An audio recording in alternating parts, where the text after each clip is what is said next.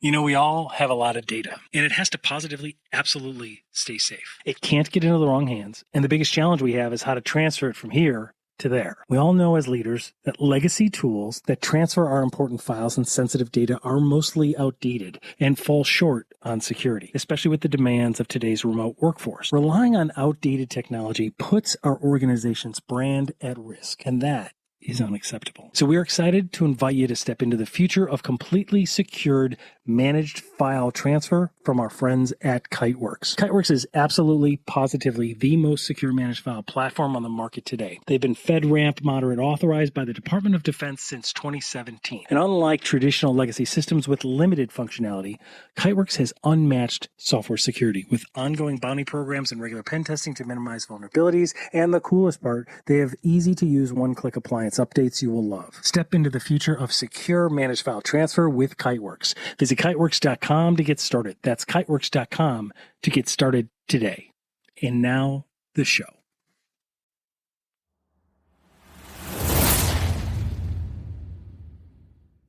Welcome, everyone. This episode includes cybersecurity leader Chris Gardner, a data security and recoverability expert with Rubrik.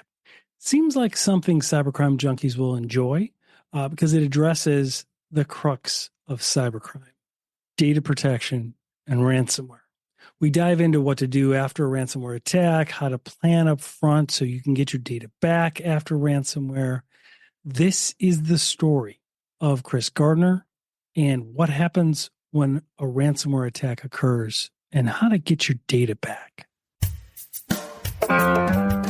Come join us as we dive deeper behind the scenes of security and cybercrime today, interviewing top technology leaders from around the world and sharing true cybercrime stories to raise awareness. From the creators of Vigilance, the newest global technology newsletter, translating cyber news into business language we all understand. So please help us keep this going by subscribing for free to our YouTube channel and downloading our podcast episodes on Apple and Spotify so we can continue to bring you more of what matters. This is Cybercrime Junkies, and now the show.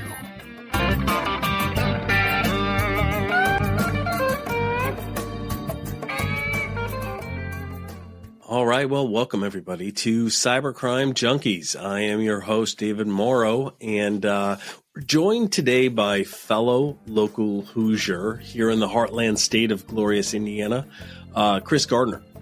Chris joins us in the studio. He's a cybersecurity expert and ransomware backup restorer. He's an executive with the leading backup company Rubrik, and he's an expert in immutable backups and ransomware recovery, and he's also the unofficial meme lord for Rubrik.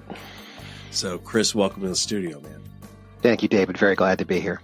No, we're really excited about having you. So, share with the ladies and gentlemen and the listeners kind of, a little bit about your background. Like, how did you come to eventually be with Rubrik in your current role? To not give away my age, let's say before 2000 is when I got my start into IT sales. And at the time, it was mostly networking, but my first sale was actually a couple of Cisco Pix firewalls. And I had no idea what I was doing or what they even did.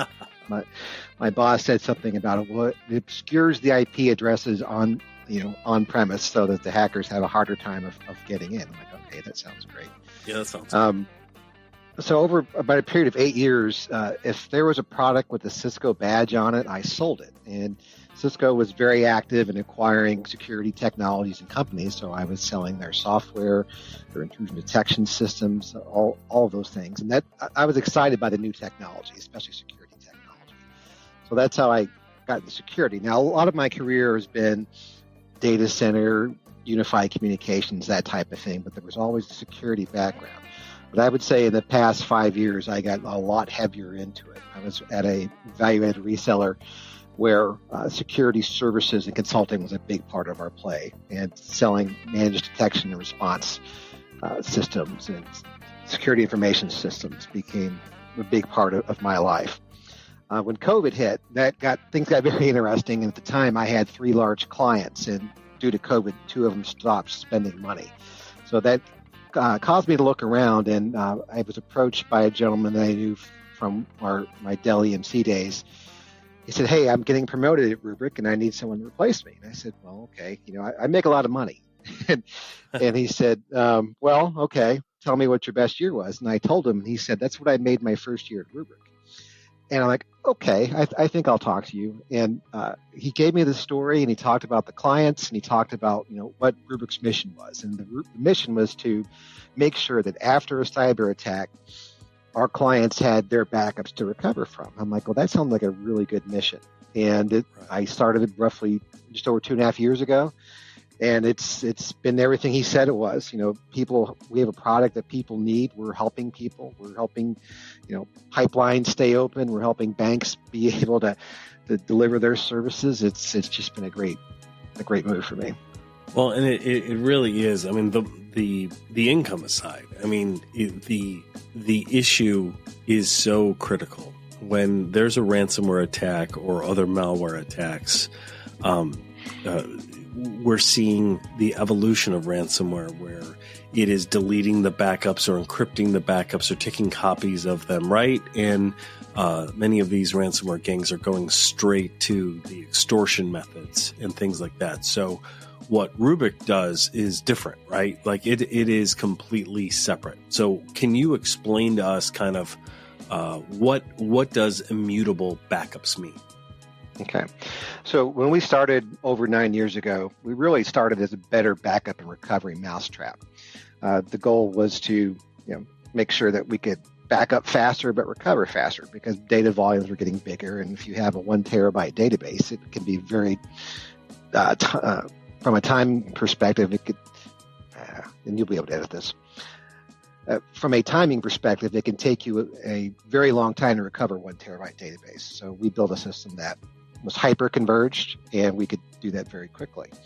What we started to see 5-6 years ago is as these ransomware attacks spun up, our clients said, "Hey, Rubrik, we're so happy. Your backups were there after we got attacked." And so we were able to recover, and that was fantastic. And the reason that is that in our file system, there are no delete commands. And when you go in to our system, someone can't get in and say delete, and then the backups are gone. And that can't happen with us. But as the hackers started to evolve their tactics, we started layering additional capabilities on the system to make sure that it was immutable, meaning that the backups can't be blown away.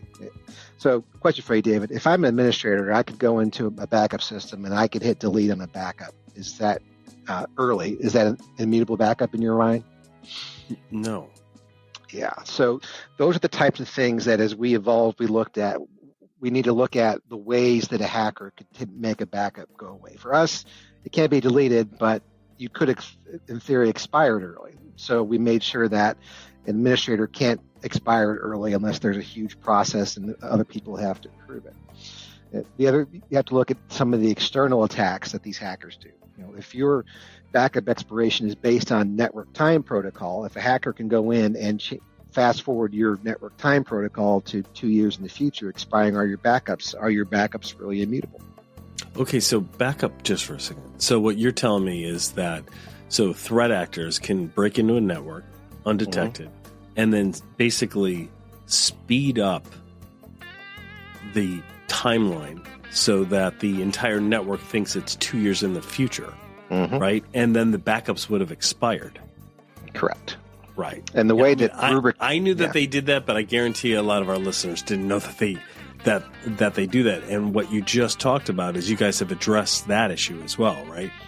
Correct. We have what's called a monotonic clock. So when a backup is taken, a stopwatch basically clicks and it says, okay, you've told me that I need to keep this backup for 30 days. I will expire that backup in 30 days based on my stopwatch, but not on an external network time protocol that I'm seeing. So Excellent. You could tell me it's 2050, but I'm waiting 30 days to expire the backup.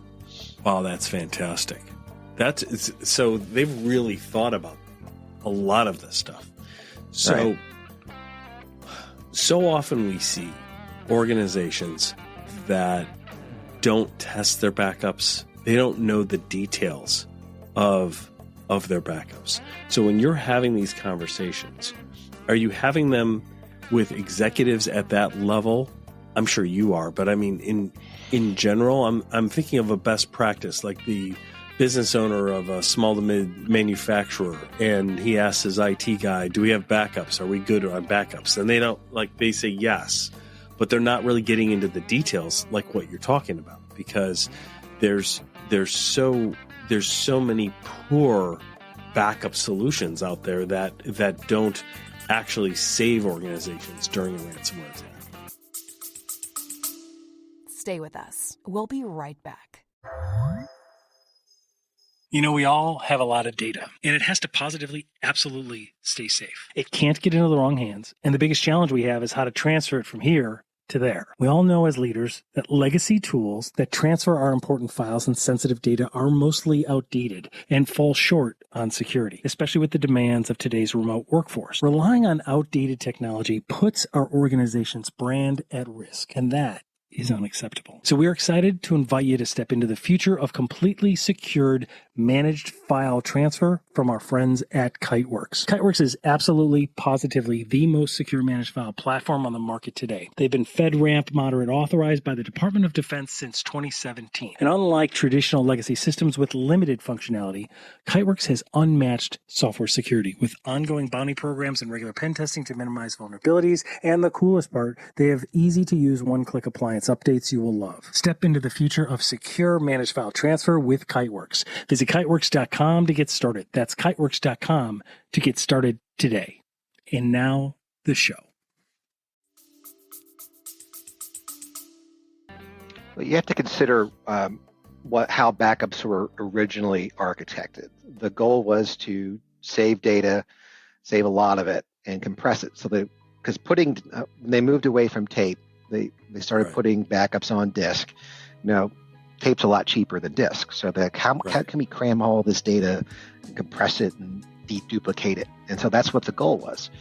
That's great for when you're saving the backups, but what happens when you actually need them? So if you're pulling that backup off a disk system that's got a head up top, and then as you keep adding shelves of disk, it keeps getting slower and slower. It's going to take you a very long time to recover that. In our system, it's a hyper-converged scenario. So you've got, every time you're adding disk, you're adding processor and you're adding memory.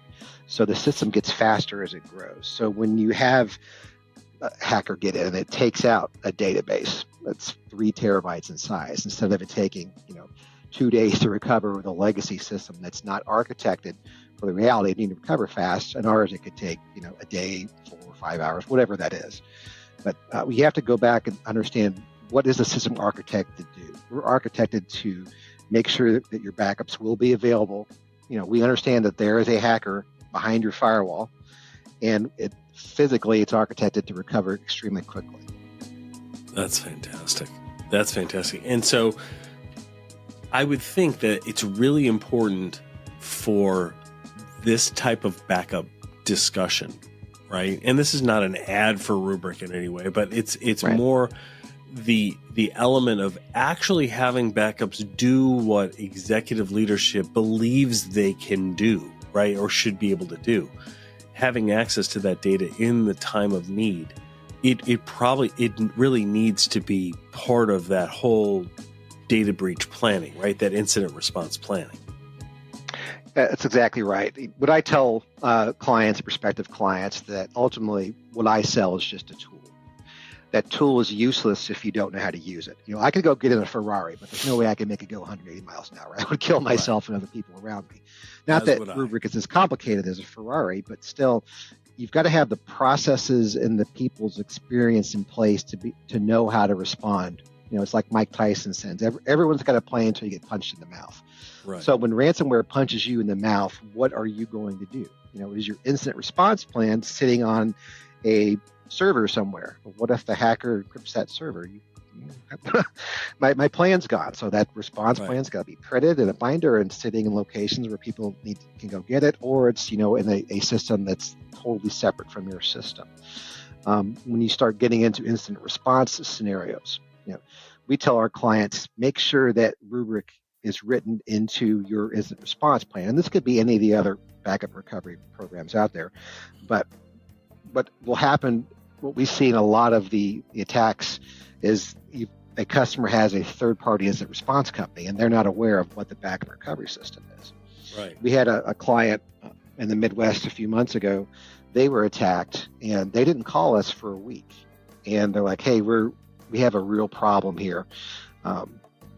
We've been down for a week." And our response was, "Guys, you need to call us immediately, because one, there are things we can do to immediately mitigate the problem, make sure that your system doesn't fill up, all these other things we can flip. But two, we can help you with the assessment process, help your incident response company tell you, hey, by the way, you're using Rubrik's malware detection, threat hunting capabilities. We can go in and help you isolate when that threat came in and where it is, so that you can recover. We'll help you recover. We'll help you find sensitive data."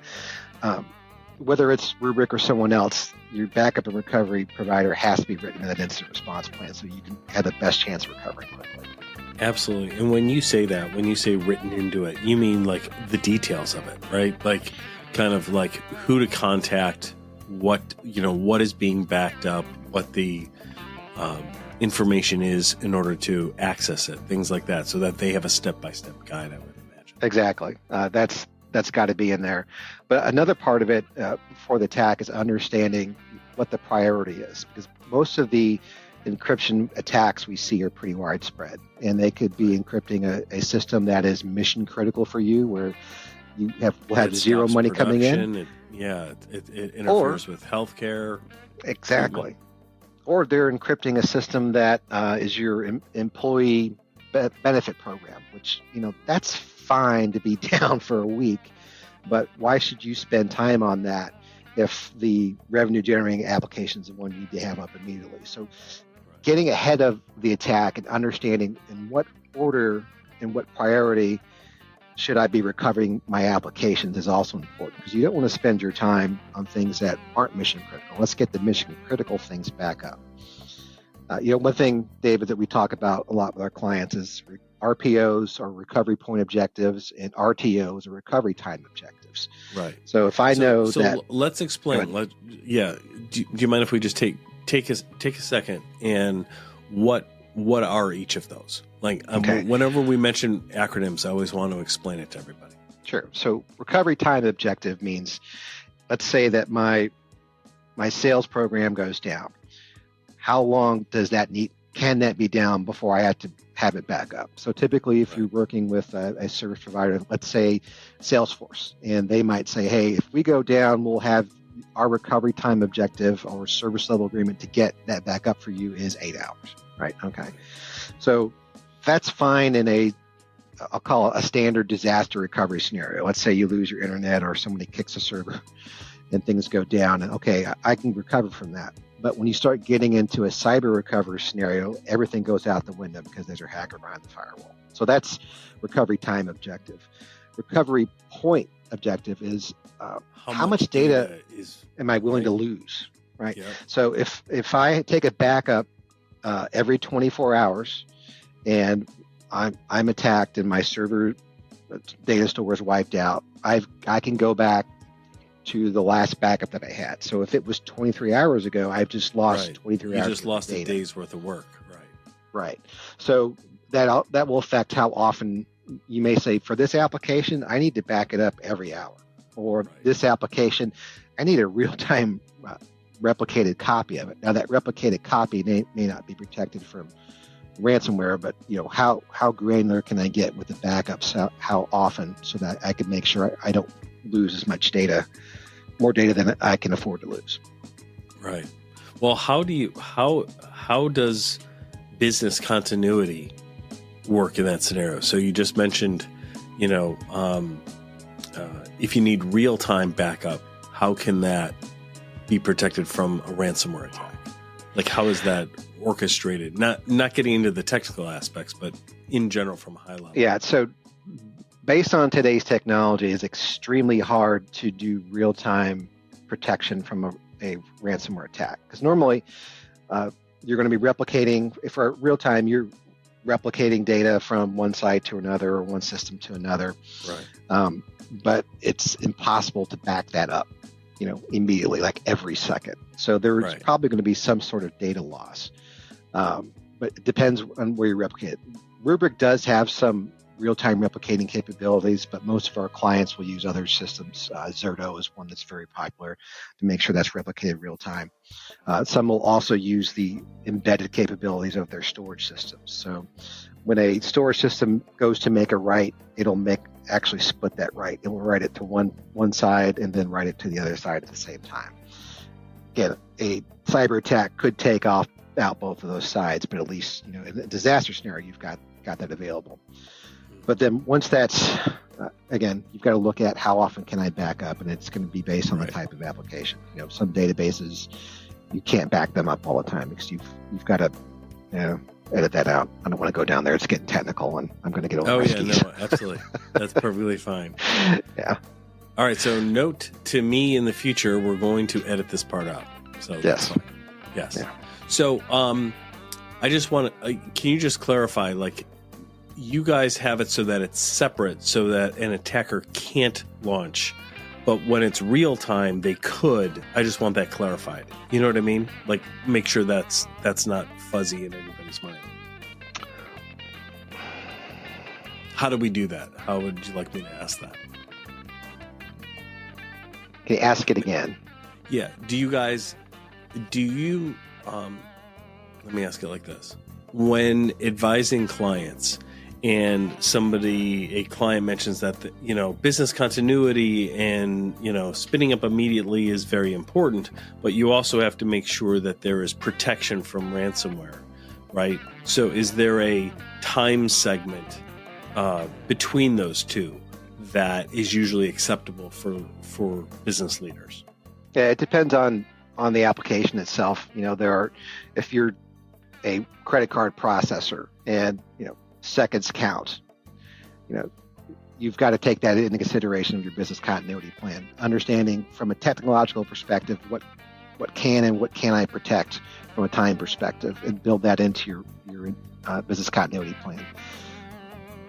Got it. So it really depends on the individual stakeholders' risk appetite, right? Like, depending on the application that they need, certain apps need, a closer period of time to not lose any data. Others have a reasonable amount and they can stay safe and stay protected should there be that's correct. An attack like a ransomware attack. Makes perfect sense. Yeah, excellent. The other thing about business continuity that I'm working with the Fortune 500 client right now, and part of their cyber recovery project, they got ahead of things. They defined which applications were most important, what had to come back first. But they also defined what do we do if we don't have systems at all? What are the manual and paper processes that we have to do? I think a lot of organizations don't consider, what am I going to do during that downtime? What can I recreate manually? In this company's case, what they determined was 60% of their applications and 80% of their data are minimally required to run their business. They can't even go to paper.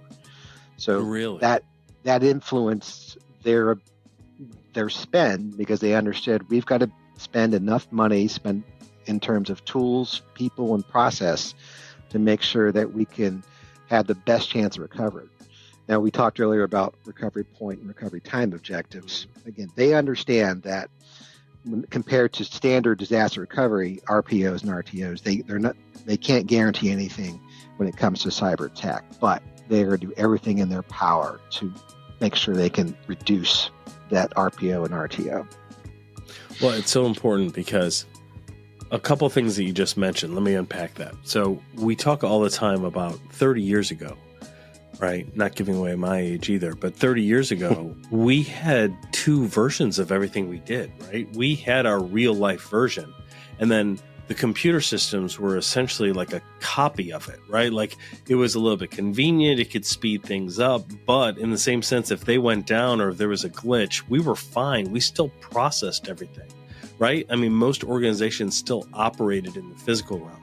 Today, things have changed so much so that when systems are down, we can't even function most times. Like when you think of the typical healthcare scenario, right? I mean, you still used to have nurses walk in with the physical chart, right? And they could tell what type of medicine and what dosage would be given. And they might be recording it digitally later, etc. But should those systems go down, they could still render medical care. Now they can't. Like, everything's on a tablet. They, like, all of their systems, when those things go down or get encrypted, they can't render. Like, they can't provide the right chemotherapy or the right medications and things like that.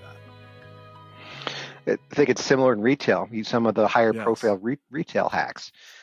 And before I got into IT, I was in retail for an office supply store, and we would train our cashiers, hey, if our systems go down, here's the manual credit card machine you have to use, and here's our price books. But eventually we just got away from that because we couldn't keep printing price books that were this big at every register.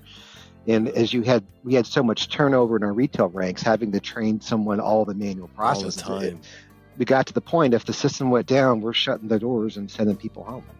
Yeah, absolutely. And another interesting point that you brought up is the importance of including the backup team in your incident response planning. We talk all the time that organizations in general, in the U.S. in particular, don't do enough incident response planning. There's always a confusion. Well, I've got my disaster recovery plan. No, we're not talking about a flood or an outage, right? We're talking about a data breach, and there are different plans, different scenarios, and tabletop exercises are critical. Almost like fire drills. But the key is to not only have law enforcement engaged in that incident response plan, because you don't want, when every minute counts, you don't want that to be your very first call to federal law enforcement. Because you don't want any unnecessary delays. But it's so important to have your backup program and team engaged in that incident response planning, because that's when those critical conversations need to happen ahead of time, don't they? 100% agree. Yeah, that's absolutely phenomenal. So let me ask you this, in what you see, what are some of the most dangerous threats to U.S. organizations right now? I mean, I understand ransomware continues to grow. It continues to evolve. We're seeing some ransomware gangs not even care so much about encryption as much as just exfiltration and then the extortion, right? It's that blackmail. It's just traditional crime, right? What are you guys seeing? We're seeing exactly that. So the dwell times, or the amount of time that a hacker is in the environment, has really gotten down to 11 days, 5 days, 6 days. So they're doing quick hits. They're getting in once they find the next point. They're finding the data, they're exfiltrating that, and then they're holding the data hostage. Like you said, they're not even bothering with encryption events, at least for the criminally minded. Nation states get in and they cause the damage. But the typical hacker criminals are just ransoming the data. The other thing we're seeing is that they're logging in. They're not breaking in. So they're compromising social individuals. Engineering, multi-factor authentication fatigue, things like that. Right. You look at Okta was recently compromised. That's something that our company does. For multi-function access to our system, we have our own system. We don't rely. You can integrate with the other MFAs out there, but we don't trust them either. Everything is zero trust. I know zero trust is an overused term, but we really take that to heart. We have our own MFA system that cannot be, at least to this point, has not been breached. Right. Absolutely. Where do you think we are in our country in terms of, from what you see, in terms of having more? And I'm not a fan of regulation, right? Like, because that goes against everything that our country is built on. But I see in the finance sector that has compliance regulations, right? They tend to be a little bit more advanced, clearly more advanced than certain other verticals. Where are we headed, do you think? Just high level. I think we're headed towards more and more regulation. I work with an airline right now, and one thing I see that is good, I think a lot of regulation is turning towards making sure that the sensitive data that an organization has is obfuscated in some way, encrypted, tokenized. The airline I'm working with, they have a mandate from TSA that they got to be able to classify their data by a certain date. Again, that's something when you're evaluating backup and recovery systems. A backup and recovery system is a good way to get ahead of where is the sensitive data in my environment. Because if I'm backing up your on-premise data, I've got a copy of it. And what Rubrik will do is we can go into that data and identify for you, hey, you've got PCI data here, Right. payment card industry. You've got social security numbers that are open and not encrypted. The same thing is applicable in the cloud as well. When we look at data growth, we're seeing on-premise data is growing about 40. Overall data is growing 40% a year. On-premise is growing about 20% a year. In the cloud, it's growing 73%. And in SaaS applications like a Microsoft 365 or a Salesforce, it's growing 145% a year. Well, that's where your sensitive data is also growing as well. So how can you get a handle on where is my sensitive data, who's got access to it, and is it protected? So there are a lot of companies out there that provide solutions for that. A lot of those solutions are expensive because they want you to install agents on everything. Right. And I'm not saying that those aren't necessary, but what we see organizations doing is, well, we'll spend that money on part of our environment because we can't afford to do it everywhere. But if I'm backing it up or another company is backing it up and they can look in the downtime, hey, I'll tell you what's out there and who has access to it. That's a great way for people to get ahead of these attacks by making sure that the data is not even out there to be compromised in the first place. Right. So the statistics that you just mentioned, that is the amount of data per organization, like growth, year over year growth of the amount of data, or is that individuals? That's year over year. And I take those from a study that we did back last year in June with the Wakefield Research Institute. And we also gathered information from our 5,000 of our clients who were evaluated 35 exabytes of data. And the survey also included 1,600 IT and security leaders from 10 countries. So this is where the statistics came from. Yeah, that's good. Wow, that is a significant amount of data growth. I mean, we've interviewed a lot of incident responders, those that get called in during a ransomware attack, for example.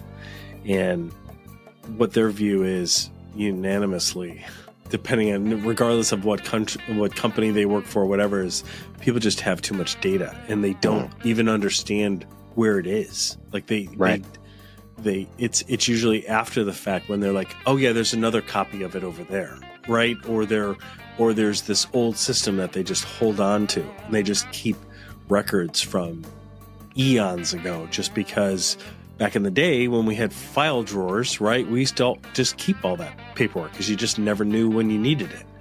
But is that a manageable risk? Is that something that you guys are seeing as well? It's a huge problem. Yeah, and the problem is that the data is everywhere. It's in SaaS applications. It's in clouds, multiple clouds. It's on-premise. And the approaches to find the sensitive data are usually fragmented in multiple tools, and there's no single source of truth. Rubrik's on a journey to help people get there. We're not there. No one's there. Right.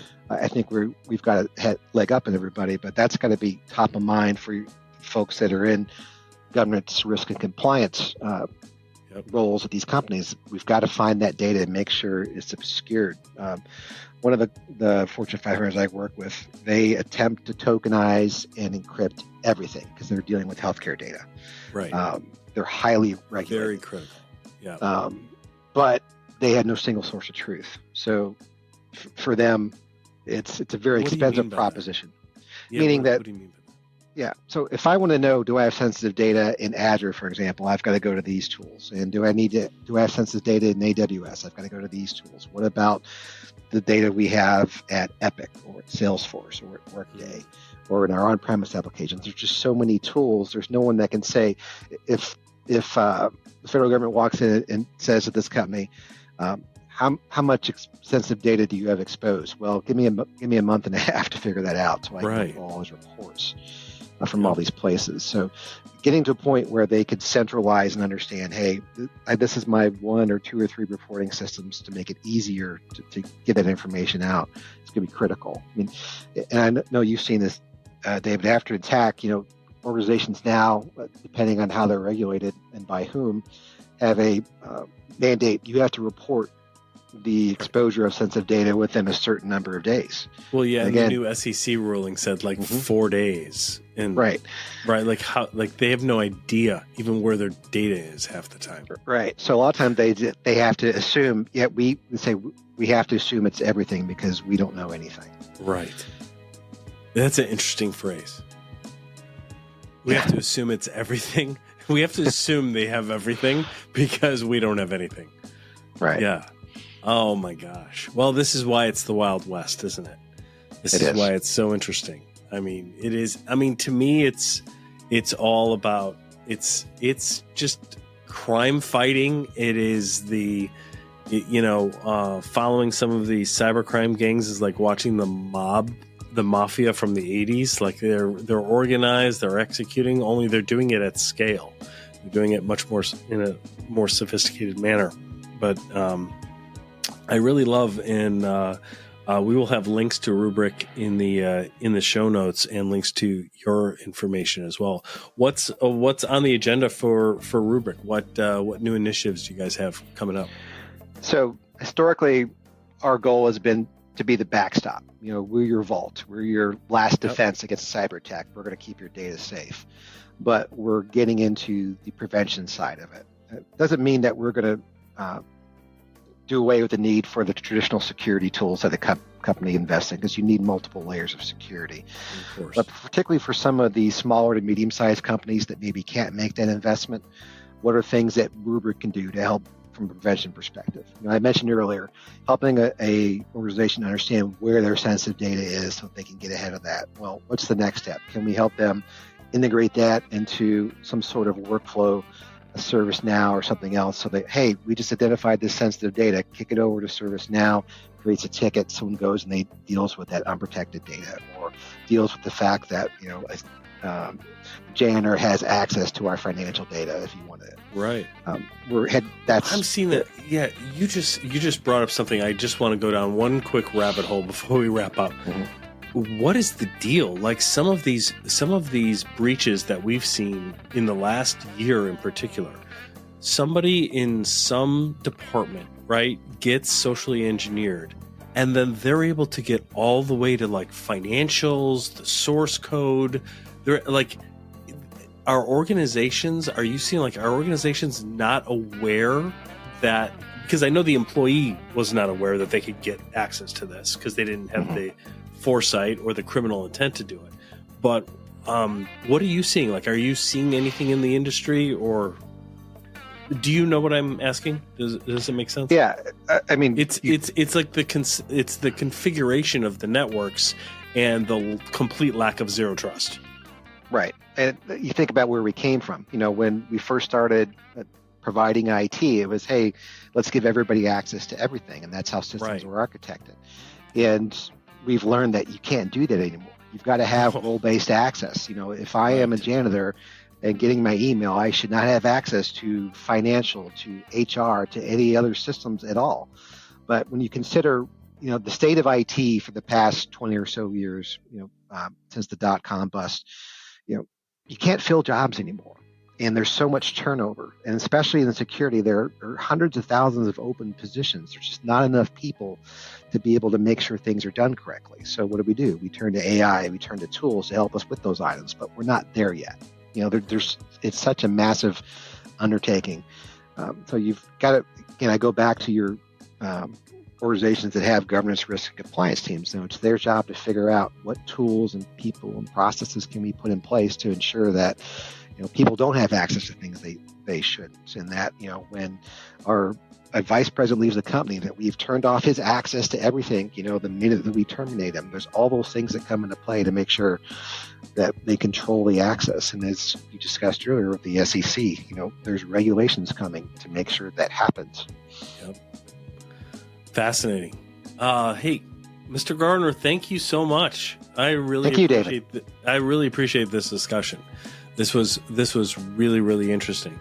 Immutable backups through Rubrik, very, very excellent offering, excellent security layer, and the importance of having the backup conversation and the backup information included with specifics and step-by-step guides in that incident response plan.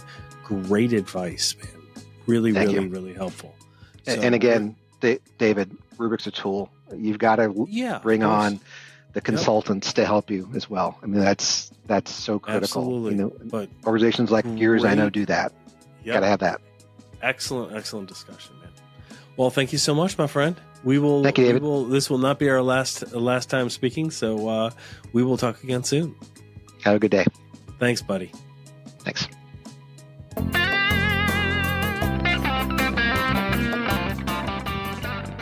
Well, that wraps this up. Thanks for joining, everybody. Hope you got value out of digging deeper behind the scenes of security and cybercrime today.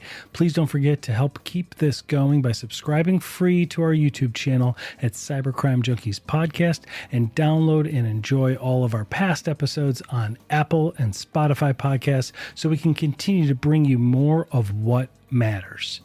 This is Cybercrime Junkies, and we thank you for joining us.